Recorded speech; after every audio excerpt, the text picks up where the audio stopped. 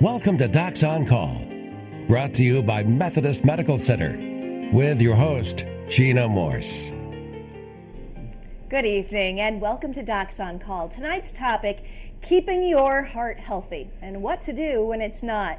No heart topic is off limits. We'll discuss hypertension, cholesterol management, heart ejection fraction, and more. Have a question? Need some feedback? Just call 698-3742. That's 698-3742. Our guests are from the Methodist Medical Center Heart and Vascular team, so let's meet them now. Sitting closest to me is Dr. Alexander Adler. He is board certified in internal medicine, a cardiologist and heart failure specialist. Dr. Adler is the medical director of Methodist Medical Group Cardiovascular Services. Thanks for being with us. And to his left is Dr. Tahir Ali, board certified in internal medicine and cardiovascular disease. He is an invasive cardiologist. Dr. Ilahi is part of Methodist Medical Group's Cardiovascular Services. And thank you for joining us as well. I'm glad to have you guys here tonight. Let's get right to it. We need to talk about things like cholesterol and blood pressure. And Dr. Adler, first from you, I want to know, when is it too early to start thinking about how high is my cholesterol and how often should I have it checked? Probably the measurement of cholesterol should start at very early stages, probably in childhood eventually. Now, and is that because of the high childhood obesity right now too? It's definitely a problem with the obesity and definitely should be addressed at the early stages. Companies are interested, and probably the FDA would be interested in running clinical trials in cholesterol lowering and with cholesterol lowering agents in children patient population in order to prevent the morbidity and the mortality of cardiovascular disease in this country, which is tremendous. It is, indeed. And Dr. Ilahi, as far as blood pressure goes, well, you and I were talking off camera about what's too high, and well, maybe what's high for you is not high for someone else. And you said, oh no, nowadays it's very standardized. Talk to me about that and what we know about blood pressure. First of all, thank you once again for inviting me this year. Blood pressure, nowadays we have standardized numbers. Any blood pressure, the upper number, which is the systolic blood pressure when the heart is contracting, is anything above 140, you should seek medical attention. And the lower number, if it's more than 90, that's called diastolic pressure when the heart is relaxed. So anything above 90 should be considered that you are reaching that range where you should consult your doctor. And if one is high, does that automatically mean that the other number is high as well? Does not mean that other number has to be high. People will either have systolic hypertension, diastolic hypertension, or a combination. But either number deserves treatment. Well, and what does that blood pressure tell us about our heart health? The blood pressure, if it's getting high, number one, most of the people who will have blood pressure, if they look into their family histories, they will have high blood pressure. Then our physical body physique. Some people have sedentary lifestyle. Some people have poor dietary habit, taking too much salt, not exercising enough. So depending on all these factors, we will see where we stand on that that individual for his general health. Okay. And anybody who has high blood pressure, it's a risk factor for heart disease. So the sooner we treat, the better we are off. Very good. Let's get to our first caller now. Kathy's on the line. Thanks for watching Docs on Call. Kathy, what's your question? Hi, good evening. Good evening. I had a cardiac ablation about 9 years ago for AV node reentry, and wondering if there's any particular follow-up, like yearly, that I should be doing for that. And my second question is am I at any greater risk for any cardiac disease or problems as a result of the ablation or as a result of the AV node reentry? And I'm doing fine. I haven't had any issues That's good. No arrhythmias, nothing. So Very good. Well, and real quick, for viewers at home who might not be familiar with ablation and the other procedures she talked about, fill us in. The question is regarding a kind of arrhythmia which enters the group of supraventricular tachyarrhythmia called SVT shortly. This AV node reentry tachycardia that the lady is asking has been ablated probably successfully 9 years ago. Ever since, she never had any more episodes of palpitations or any other complaints. Regarding to the first question, if she needs follow-up, the answer is yes. She needs to be followed by the cardiologist who took care of her, eventually the electrophysiologist who took care of that ablation at the time. Once a year, probably she should be seen, since there have been cases when there is a recurrence of this kind of arrhythmia. As far as her cardiac risk following the ablation and following the ablation, the risk for cardiovascular disease is not higher.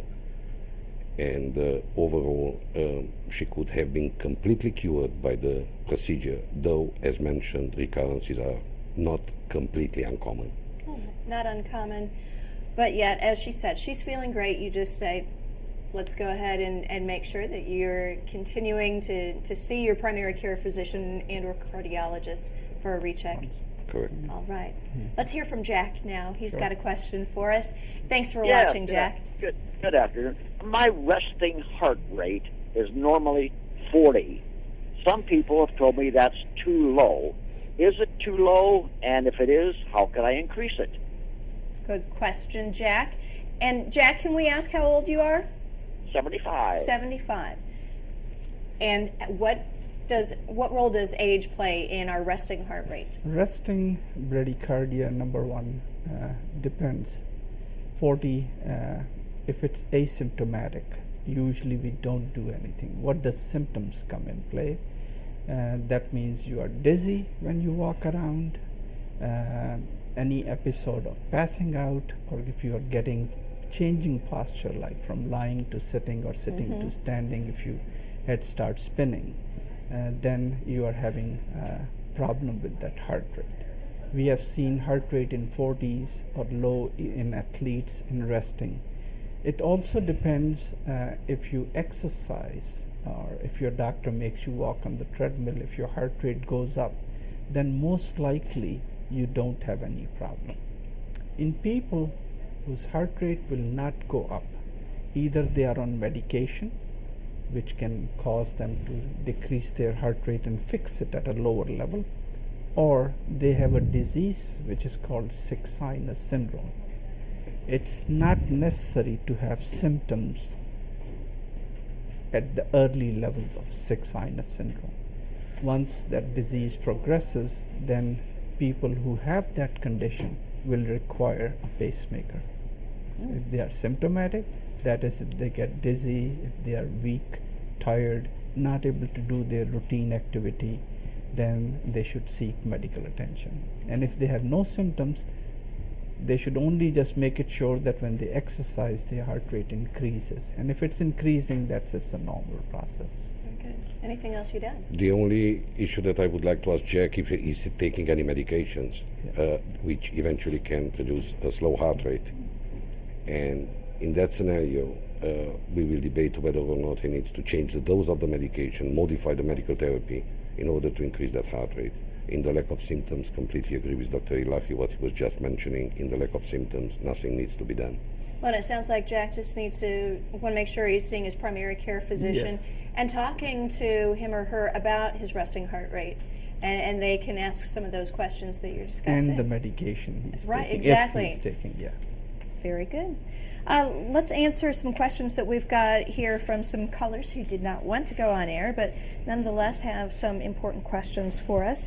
Let's see, and this may be a little bit redundant, but we talked a little bit about blood pressure, when it's considered too high, and when should you seek medical attention. Again, you said that was 140 over 90, those numbers, either one of them being at that point, you need to seek medical attention. Crystal was wondering, what is congestive heart failure? That's a term that we just kind of toss out there in public now, and I'm not sure that everybody, like Crystal, really knows. What does that mean when someone's in congestive heart failure? Congestive heart failure is a syndrome when the metabolic needs of the body are not met by a failing heart. There are multiple types of congestive heart failure, and the most common that we know them today, and it's a distribution of 50-50, it's systolic heart failure, when the squeezing capacity of the heart is considered to be subnormal, under 40%. And we have the second type, which is called diastolic heart failure, when the symptoms are identical with the systolic heart failure. However, the squeezing capacity of the heart, measured by ejection fraction, is estimated to be 45% or above. This is called congestive heart failure with preserved systolic function. So the metabolic needs of the body during activity or at rest are not met, since the heart cannot satisfy the needs or the oxygen requirements of the body at a certain time, producing symptoms such as shortness of breath, fatigue, weakness, palpitation, chest discomfort, shortness of breath at night, a multitude of symptoms which are extremely important and needs to be identified very early. Well, and if it goes untreated, what happens? This is a condition which does have a significant morbidity, a significant mortality, high hospitalization rate, and the quality of life of the individual is quality with the congestive heart failure. It's extremely poor. The earliest sign, such as shortness of breath, fatigue, or weakness, would require immediate attention and seeing the primary care physician or the cardiologist in order to treat. The earlier you treat, the better outcome you can get. Okay, there's some encouragement that don't put it off. Seek treatment and have a longer life because of it. This caller says, I hear radio ads about your ejection fraction. What is it and why is it important? And we'll talk a little bit about this again later in the show, but I'm curious, what do you say to our caller? Ejection fraction, it's a very important number which is determined by different non-invasive imaging techniques that we are using in cardiology. A normal ejection fraction, it means a normal squeezing of the ventricle, normal squeezing of the heart, and is estimated to be 55-60%. That is called a normal ejection fraction. Anything which is under 55%, 35, 40, 45% are considered subnormal ejection fraction. And eventually the patient may develop signs or symptoms of congestive heart failure.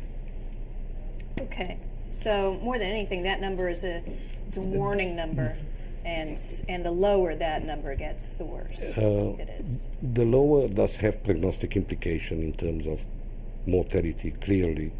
However, the patients with normal ejection fraction, 55 and 60%, may present with the same symptoms as patients with low ejection fraction, and they may carry the same diagnosis of congestive heart failure, as I mentioned before, with preserved systolic function.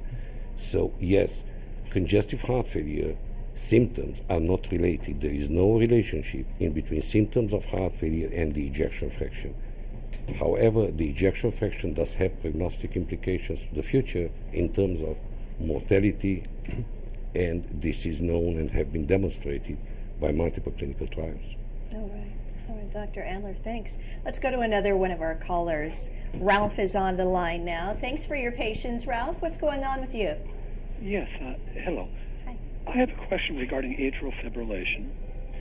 I'm 57 and I've had atrial fibrillation since 1989, and I've discussed the issue of ablation, or I'd like to have you discuss the issue of ablation, how that's done and the advantages and disadvantages of that to control atrial fibrillation, if you could do so. And I also understand there's a new procedure where they sew up part of the atria to stop that. Okay, Ralph. And have you had any Any procedures, or have you had ablation therapy at all? For No, I AFib? have not. I've maintained it simply through blood thinner and digoxin. Okay. The atrial fibrillation, as he describes, he knows about the condition. And Ralph, the initial treatment is to control the rate and, of course, giving blood thinners to prevent any clot formation within the heart, and then preventing a stroke or something, disaster things. But anyway, the issue here is after we control the rate and give the blood thinners to the patient, some people, they still are not able to control the rate. In those situations, what I personally do is to first try to restore them into sinus rhythm by electrocardioversion, and then putting on medication and see if they can sustain the rhythm. People who fail to sustain the rhythm, or if they fail the primary medication, which is called the rhythm control medication, at least 2 of them are very well known, are used very commonly. If they fail, then we go to the next step, which is ablation. Ablation is not the first line of treatment for people with atrial fibrillation. Only unless they are not able to tolerate the medication, or they have some other underlying issues with it. As far as the closure of the segment of the heart, which Ralph said, it was, I think, discussed in our last meeting here. And that is done in patients who are not able to take the blood thinners. There are definite indications for it. It's a newer procedure, but very successful. And as I mentioned, that it's done in people who are not a candidate for blood thinners or have complications from blood thinners. All right. Thanks for that explanation too. And just to add, this atrial appendage closure, the lariat procedure, this is not management of atrial fibrillation per se. It's not an ablation or taking care of the atrial fibrillation. It's taking care of the complication of atrial fibrillation, which is clot formation. And the place in the left atrium where those clots are forming, it is called the atrial appendage, and that appendage can be closed by this procedure called the lariat procedure to prevent the clots to form and to go out of the heart and to produce systemic embolization in the brain or in the upper or lower extremities, intestinal or kidney arteries, which could be extremely detrimental. So the procedure is not managing atrial fibrillation per se, it's managing clot formation as a complication of atrial fibrillation. Okay, thanks for the clarification there. Mike is our next caller. Thanks for watching Docs on Call, Mike. What's your question? You're looking sharp and trim there, Gina. Thanks, Mike. I'm 68, will be 69 this month, and I've always been very active. Used to play basketball and run a lot, but not anymore. Swim a lot now. But I've always, or lately, I've noticed that my heart, when I stress out, my heart skips a beat. It's not irregular, according to the doctors that I tell or talk to. They say it's a regular, irregular, or irregular, regular. I don't know which way they put it. Is that a problem? And two, the same part of that would be, would this cause me to lose some of my stamina or endurance if it's skipping a beat? All right, Mike, thanks for the questions. Clearly, it feels weird to him. He notices something's going on in there differently. First of all, skipping a beat, it's a very common phenomenon that can occur in everybody, including in ourselves that we are talking right now. Some of the people are experiencing the symptom of skipping the beat. Some of the people do not experience. During the night, we can have plenty of those skip beats if we would monitor our heartbeats, and we would able to identify those skip beats during the night when we are sleeping. Do they have any significance? First of all, we need to find what kind of skip beat are we talking about. There are multiple variants of those skip beats, and it needs to be evaluated. And in that regard, I suggest the patient to go and see a cardiologist or at least his primary care physician to identify what kind of skip beats are we talking about. different skip beats, different significance, different therapies available for it. And overall, just for the so-called regular skip beats, usually they don't have too much significance when we know what is their origin, what is their etiology, or where they are coming from. Probably nothing needs to be done, though he needs to be checked out. And he mentioned stamina too. Can that impact his stamina? You know, if he's a swimmer, will that impact his ability to do 4 laps or? Again, for a skip beat per se to produce losing the stamina, it's a little bit an overstatement. So what I would say, again, we need to find out what is the skip beat, where it is coming from, how many of those skip beats are present per minute, what is the influence on the effort capacity of the individual before we take a decision. So this is a very general question, a skip beat. You need to find out what kind of skip beat you have. All right. In other words, if in the absence of a structural heart disease, it's benign. What Dr. Adler is trying to say is, if you don't have any structural heart disease, your doctor can do a few tests, just a couple of tests, and they can find out. If there's no structural heart disease, then it's a benign phenomenon and should not affect. Okay. It's time for us to take a quick break. When we come back, we're taking more of your questions and calls. You're watching Docs on Call. We'll be right back. Welcome back. We're learning about your heart health tonight, what you need to do to keep a healthy heart and what to do if you don't have a healthy heart. So let's get right to another one of our callers, who is Fred. Fred, thanks for watching Docs on Call. What's on your mind? Well, I'm 75 years old, and I ran for approximately 4 years every day. Wow. 2 years ago, I had a pacemaker put in because my heart rate went down to 27 overnight. I had the pacemaker put in, and it upped my heart rate, resting heart rate, to 65. I now exercise strenuously for 45 minutes every day, but I only can get my heart rate up to 85 or 80.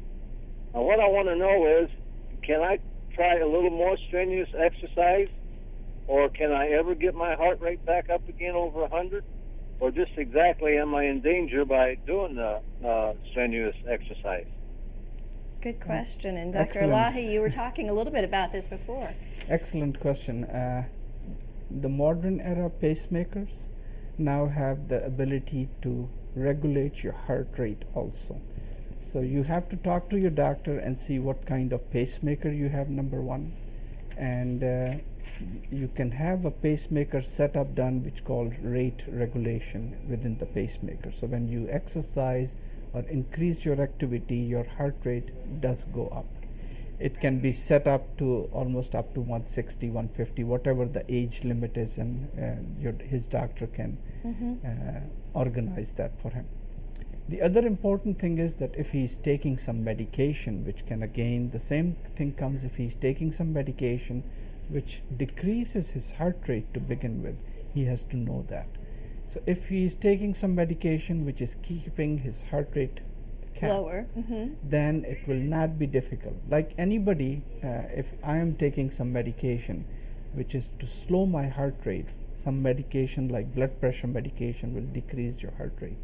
And even if I try to do exercise, it will go up to a certain limit, and that's it, and then it will not increase any further. So medication, number one. Number two is the function of the pacemaker can be adjusted so that he can do exercise and go to that limit. Good to know. Very good. Let's get to at least one more caller. Valerie, thanks for your patience. What's your question for our experts this evening? Hi, I just wanted to know, I was told last week that I have an enlarged heart, and I don't have an echo until February 7th.